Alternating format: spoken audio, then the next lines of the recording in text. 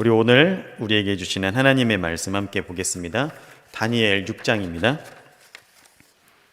다니엘 6장 6절에서 10절까지의 말씀 우리 함께 보도록 하겠습니다. 다니엘 6장 6절에서 10절 한 절씩 교독하겠습니다. 제가 먼저 6절의 말씀을 읽겠습니다. 이에 총리들과 방백들이 모여 왕에게 나아가서 그에게 말하되 다리오 왕이여 만세수를 하옵소서. 나라의 모든 총리와 수령과 방백과 모사와 간원이 의논하고 왕에게 한 율법을 세우며 한 금령을 정하실 것을 구하려 하였는데 왕이여 그것은 곧 이제부터 30일 동안에 누구든지 왕 외에 어느 신에게나 사람에게 무엇을 구하면 사자굴에 던져놓기로 한 것이니이다. 그런즉 왕이여 원컨대 금령을 세우시고 그 조서의 어인을 찍어서 메대와 바사에 변개치 아니하는 규례를 따라 그것을 다시 고치지 못하게 하옵소서 하매 이에 다리오 왕이 조서의 어인을 찍어 금령을 내니라. 함께 읽겠습니다. 다니엘이 이 조서에 어인이 찍힌 것을 알고도 자기의 집에 돌아가서는 그 방에 예루살렘으로 향하여 열린 창에서 전에 행하던 대로 하루 3번씩 무릎을 꿇고 기도하며 그 하나님께 감사하였더라. 아멘. 아멘. 우리 주일 오후 경배와 찬양 예배에 나오신 성도님들 환영하고 축복합니다. 우리 좌우에 계신 분들 또 앞뒤에 계신 분들 함께 인사 나눌까요? 우리 환영합니다. 축복합니다. 사랑합니다. 주님의 이름으로 환영하고 축복하고 사랑합니다. 여러분 이 땅에서 혹시 주변에 고민 없으신 분들 보신 적 있으세요? 없으시죠? 애들도 다 고민이 있어요. 조그마한 애들도 다 고민 있잖아요. 제 주변에도 고민 없는 사람을 본 적이 없는 것 같아요. 건강에 대한 고민도 있고 또 먹고 사는 문제, 관계에 대한 문제, 여러 가지 고민이 있어요. 그 중에서도 또 때를 따른 고민도 있습니다. 이사를 가야 되나, 교회를 아니면 결혼을 해야 되나, 직장을 옮겨야 되나, 이런 때에 따른 고민들이 있죠. 근데 여러분 이 때라는 것이 내 마음대로 잘 되던가요? 다들 이제 결혼 생활도 하시고 그러셨을 텐데 결혼하고 싶다고 결혼해지던가요? 저는 26살에 결혼하고 싶었어요. 32살에 했어요. 제 마음대로 되는 게 아니더라고요. 승진하고 싶다고 승진할 수 있는 것도 아니고 우리의 힘으로 우리의 능력으로 되지 않는 것들이 참 너무나 많이 있는 것을 우리가 알고 있습니다. 오늘 우리가 함께 나눈 말씀 다니엘을 보면 모든 때에 하나님을 신뢰하는 사람이었어요.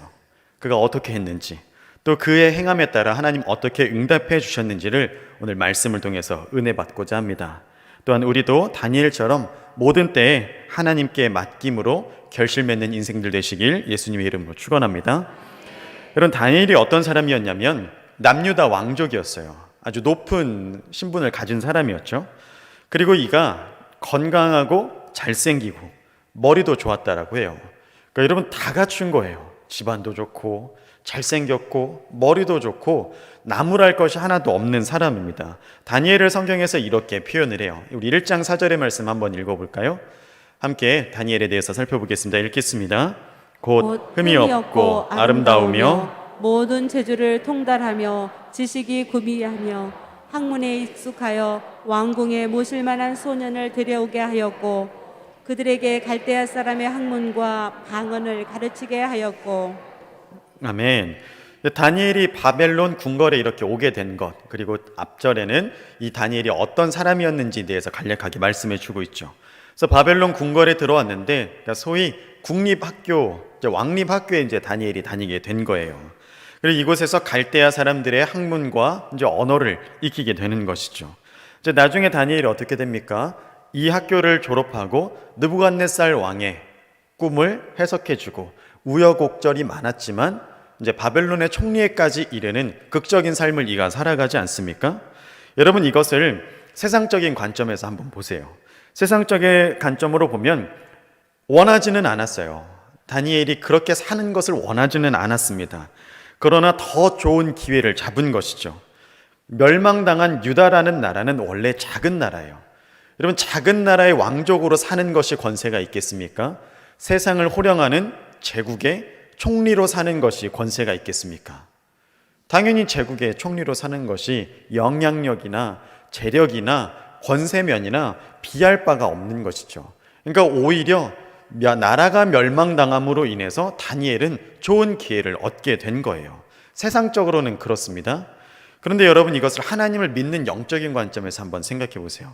하나님의 성전이 있는 예루살렘을 떠나게 된 거예요. 그리고 이제는 이방 문화와 우상 숭배를 벗어날 수는 살아갈 수 없는 곳에 이르게 된 것이죠. 사는 곳은 궁궐이에요. 그런데 하나님과는 상관없는 일을 하게 되고 이방의 우상을 섬기고 우상에게 바쳐진 음식을 먹어야만 하는 정결, 구별과는 이제는 아주 상관없는 삶을 다니엘이 이제 맞닥뜨리게 된 것입니다. 여러분, 이러한 상황 가운데 믿음 지키는 것이 얼마나 어렵겠어요.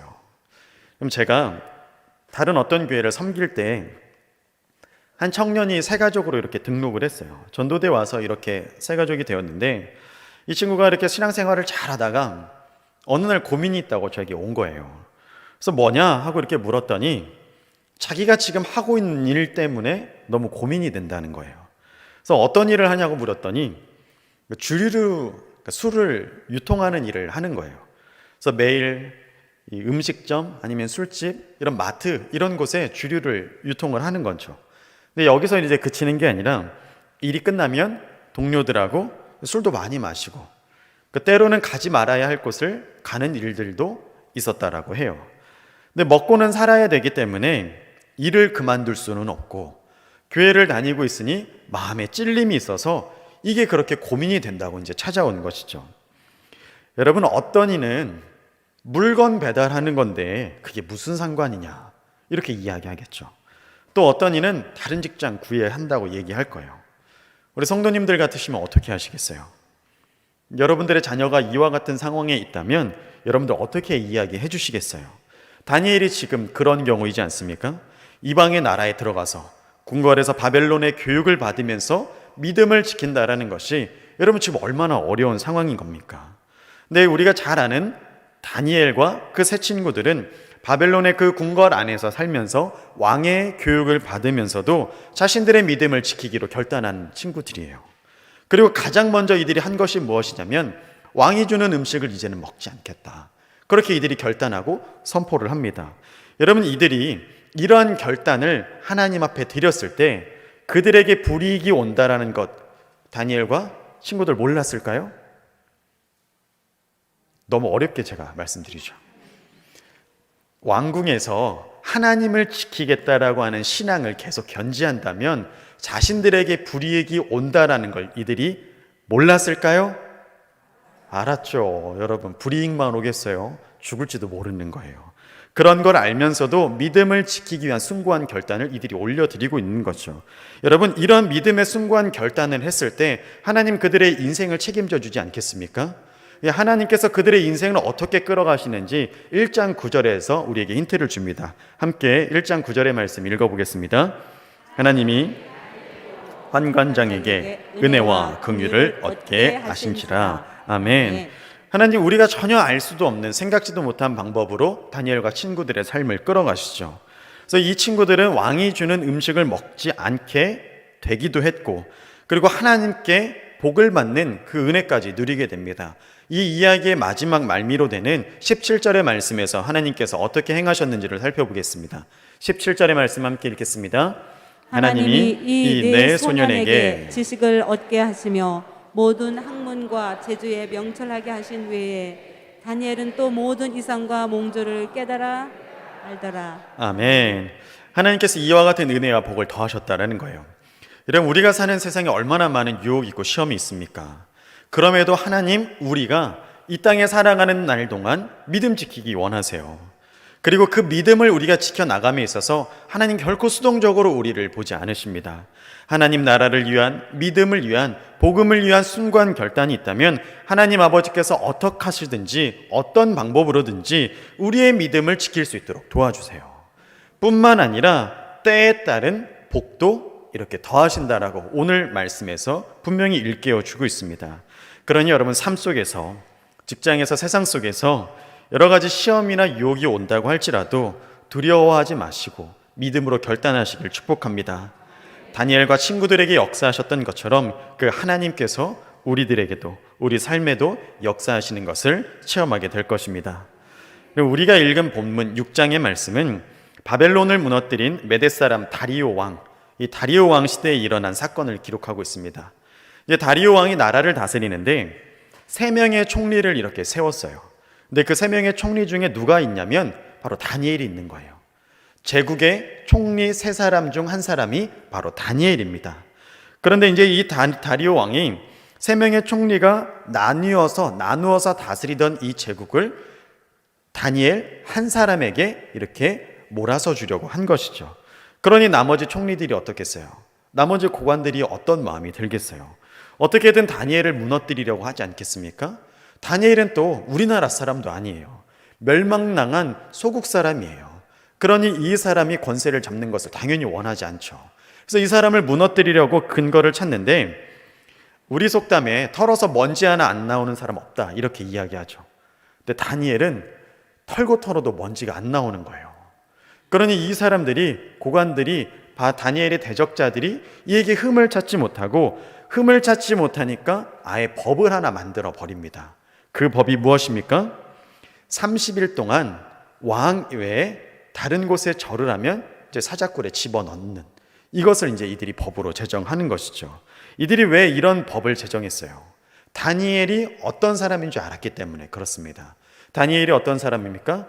예루살렘을 향해서 창문을 열어놓고 하루 3번씩 하나님께 감사의 기도를 올렸던 사람이에요.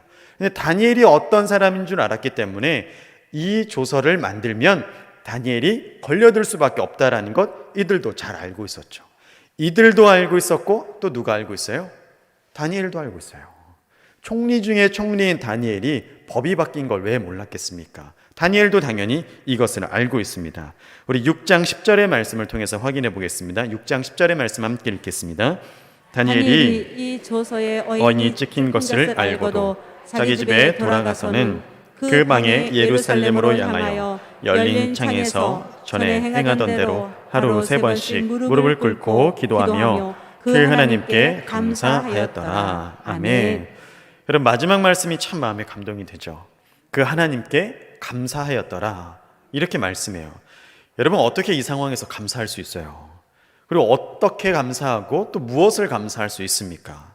여러분들이시라면, 아니면 여러분들의 사랑하는 자녀들이 이런 입장에 있다면 한번 생각해 보세요. 제가 다니엘의 입장에 있다면 이방 나라의 종으로 끌려와서 어려운 공부 다 마치고 궁궐에서 아무런 조력자 없이 배경 없이 우여곡절 끝에 이러한 자리에까지 올라가게 되었어요. 그런데 이제 하나님께 기도한다라는 이유로 죽게 된 거예요. 이런 상황에서 하나님께 어떤 것을, 무엇을 감사할 수 있겠습니까? 아무리 생각해도 감사할 것이 떠오르지 않아요.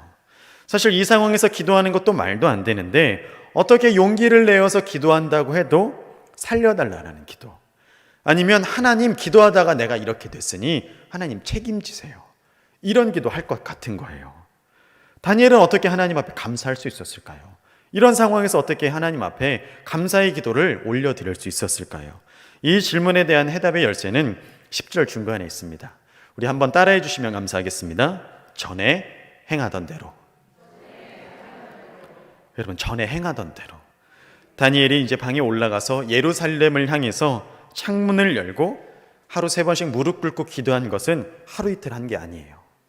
다니엘이 바벨론에 끌려오면서부터 계속 드렸던 그의 신앙이었고, 행하던 대로 하는 다니엘의 신앙의 습관이 이 안에 있었던 겁니다. 오랫동안 계속해서 다니엘이 기도했던 거예요. 여러분, 그래서 우리 다니엘 기도법이라고 한참 유행했던 적 있어요. 기억하시는 성도님들 계시죠? 333 기도법이라고 다니엘 기도법을 그랬어요. 하루에 3번, 또 하루에 3번, 기도 3분, 3가지 감사, 이렇게 333 기도법, 이런 것들이 한참 유행하곤 했었습니다. 여러분, 우리가 위기 때는 감사할 것이 생각나지 않기도 합니다. 그러나 감사의 기도가 습관이 되면 큰 위기 중에도 그 습관에 따라서 평소에 하던 대로 감사의 믿음을 다니엘처럼 이렇게 유지할 수 있는 것입니다. 다니엘이 생명의 위협 앞에서도 이렇게 삶으로 증명하지 않습니까? 그리고 사랑하는 성도님들, 오늘 추수감사절 저희가 이렇게 보냈습니다. 또 매해마다 감사절 돌아올 거예요. 그 해마다 올려드리는 그 감사절에 내가 어떻게 감사하였는지, 신앙의 습관에 따라 매일매일 올려드리는 감사의 신앙이 있었는지를 우리 내년 이 시간에 확인해 보았으면 좋겠습니다. 우리 신앙의 도전이 되었으면 해서 제가 영상 하나 준비했습니다. 우리 영상 하나 보고 우리 예배를 마치도록 하겠습니다. Tell you something. I think you'll understand when I say that something. I wanna hold your hand. I wanna hold your hand. I wanna hold your hand. Got that something. I think you'll understand when I feel that something. I wanna hold your hand. I wanna hold your hand. I wanna hold your hand.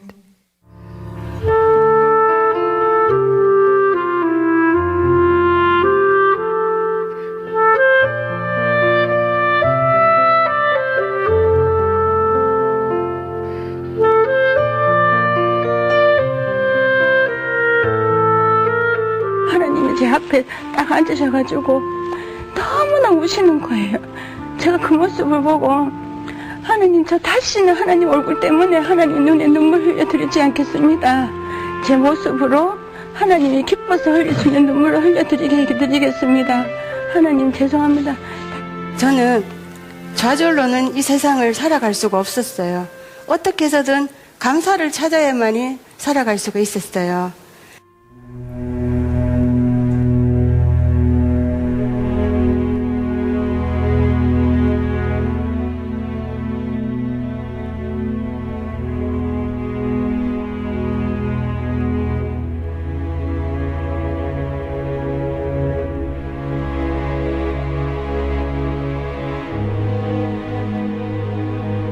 제 나이가 그때 25살, 이 사람을 만난 지 2년째 되는 날이었어요.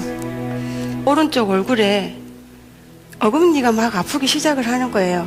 그러면서 눈물이 그냥 저 의지와는 상관없이 흐르고, 그러면서 기침만 해도 코피가 쏟아지는 거예요.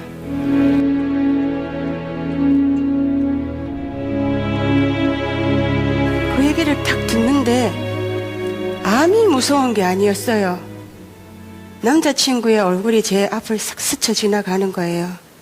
저의 얼굴에 모반이 있는 걸 알고도 만남을 가져왔고, 제가 보육원에서 자란 걸 알며도 저의 그런 모든 것들을 사랑해준 그 사람에게, 이 사람에게 헤어지자라는 말을 할 수밖에 없었어요. 병원 12층에서 창밖을 한번 쳐다보았습니다. 하늘에 무수히 떠있는 별들을 내일 다시 볼 수 있으니 감사하고, 제가 이별을 말해야 하지만 2년이라는 시간, 사랑이란 걸 받아봤기 때문에 감사했습니다. 당신이 2년이라는 시간 저에게 보여준 사랑으로 저는 감사하며 살겠습니다. 진통제가 없으면 잠을 정말 못 자겠어요.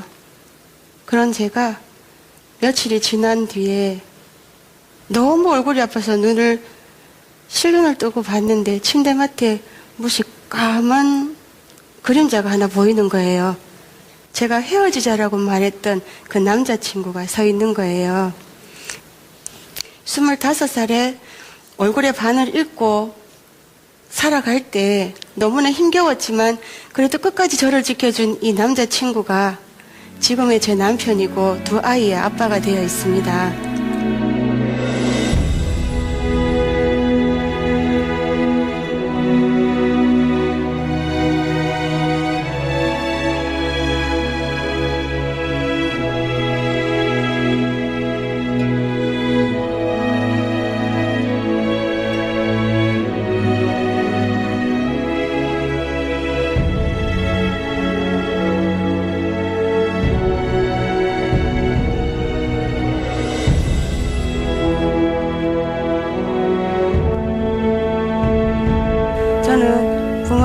원망하지 않습니다. 저에게 아픔이 없었다면 감사를 몰랐을 것입니다. 암이라는 게 여기에 오지 않은 게 너무너무 감사했고요. 저는 이 모습에서 아픈 것보다 감사한 것을 더 많이 찾습니다. 그래서 저는 부모님에게 말씀드리고 싶습니다. 어머니, 당신은 저에게 이렇게 큰 복점을 주셨습니다. 어머니, 당신은 저에게 생명을 주셨습니다. 엄마, 이렇게 태어나서 정말 죄송하고요. 엄마, 저를 낳아주셔서 감사합니다. 엄마, 그리운 만큼 엄마, 당신을 사랑합니다.